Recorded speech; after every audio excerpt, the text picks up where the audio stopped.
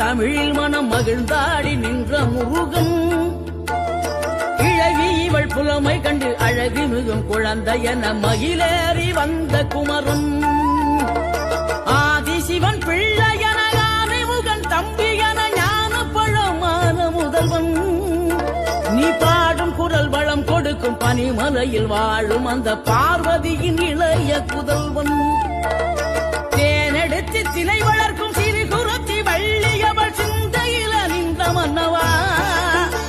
நீ நாடி வரும் பக்தர்களின் நாட்டம் அதை தனித்தருளும் ஞான குருநாதன் அல்லவா.